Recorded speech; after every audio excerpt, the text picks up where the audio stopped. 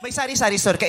Ikaw mismo nagtitinda? Apo, apo. Oo. Hanggang ano oras ka nagbubukas? Alas 6 po, bubukas po ako. Tapos, Di hanggang ano oras? hanggang alas 12 po, alas 11, ganyan po. Alas 11, sarado ka na? Ay, Bakit po?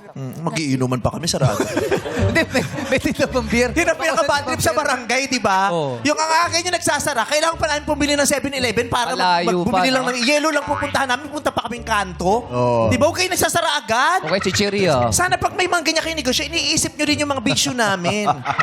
Nagtutong-its kami, nagiinuman kami. Tatambayan kasi daw. Oo! Huwag ka na! Bakit alas 11 nagsasara ka na? Mas may bumibili po ng gabi. Kaya sa umaga. Ano ba? Hindi, ibig Di ba alas sabihin po, 11? gabi po, alas 11 Mga po, 6. mga alas 12 po, kasi wala na. Alas 11 po, yung mga ganyan. Maganda. Baka maaga matulog yung tao sa mga kanila. tao. Bakit yung May tindahan mo ba curfew. nasa labas mismo, wala sa mga iskinita? Wala po. Nasa loob po siya kasi ng subdivision. Sa loob ng bahay nyo? Hindi po. Kung Loob po ng hanggang ngayon, bangag ka subdivision. pa rin, magmula nung nagpatato ka, sabihin mo sa akin para mag-adjust ako. At talong na kasi nasa labas ba? Nasa looban. Looban? Opo, looban po Ayun, kami. oo. Looban. Oh, hindi ka makakapunta ng looban kung di ka dadaan ng iskinita. Di ba? Oo nga. Walang iskinita sa inyo. Meron po. Maliit lang iskinita niyo, malaki. Malaki-laki rin naman po. Malaki lang. Ilang tao na kayang dumaan? Kasya si sasakyan. Kasi ano po yung subdivision po Iskinita? yun. Hindi, iskinita meron Kasyang sasakyan. Merong, hindi, siyempre isa sasakyan lang. Isang... Oy! Diba? Isa sasakyan lang na kasya doon. Oy, nakikita Diba? Pwede kasi yung ganun. Baka eh. makita si Panying. May naman isang iskinita kasi sasakyan isa Aray. kasi. Meron. Iskinita? Kasya sasakyan? Meron isa lang. Pero walang dadaan na iba, siyempre. Walang salubong. Ang laki ng subdivision niya. Kasi sa sasakyan.